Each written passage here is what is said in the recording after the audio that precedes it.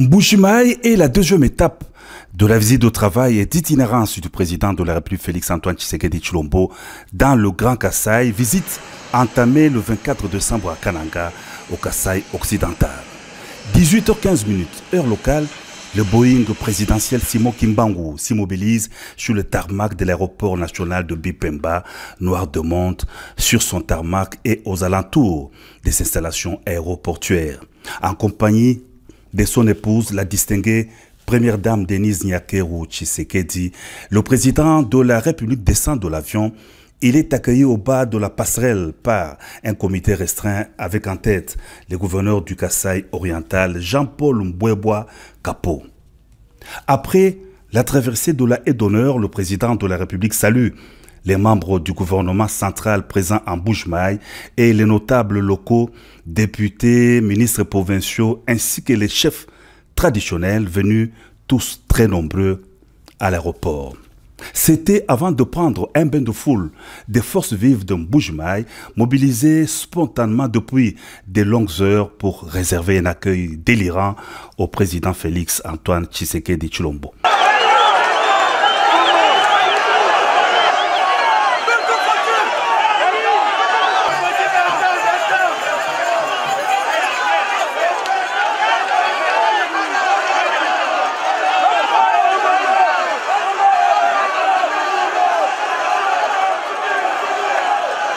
Ambiance festive également à la place Bonzola, lieu du meeting pris d'assaut par des centaines de milliers d'habitants de la commune de la Kanchi et d'autres municipalités de Mbuji-Mayi, impatients d'écouter le message du président de la République.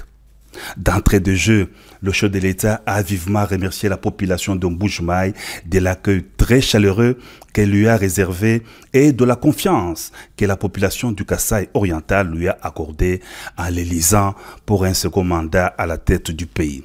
Je vous ai promis de revenir après mon élection pour réitérer mes engagements pris lors de la campagne électorale, a dit le président de la République.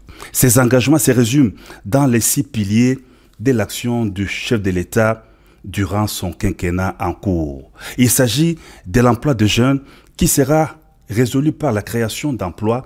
Le président de la République a dit avoir instruit le gouvernement de promouvoir l'entrepreneuriat de jeunes. Les deuxième piliers concernent la sécurité. Le président de la République a réitéré sa détermination dans la recherche de voies et moyens de restaurer la paix dans l'est du pays grâce à la montée en puissance des forces armées de la RDC face à l'agresseur, le Rwanda, qui pille les ressources de la RDC et dont le président a brillé par son absence à la rencontre de Luanda en Angola. Le président de la République a mis par ailleurs l'accent sur l'agriculture, priorité des priorités, qui permettra à la RDC d'exporter ses produits agricoles pour diversifier l'économie du pays et combattre la hausse des prix des produits importés. La RDC pourra ainsi compter non seulement sur ses minéraux, mais aussi sur son agriculture pour assurer la sécurité alimentaire. Concernant les minéraux, le chef de l'État a annoncé une enveloppe de 50 millions de dollars américains pour le redressement de la minière de Bakwanga.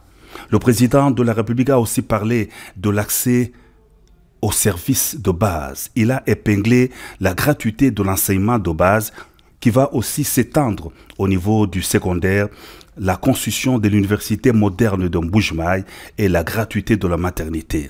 Le chef de l'État a conclu par l'administration.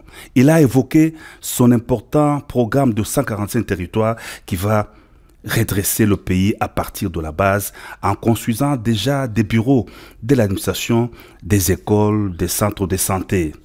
Invité par la masse à évoquer les sujets de la révision ou le changement de la Constitution, le président de la République a dit « C'est au peuple souverain primaire de décider.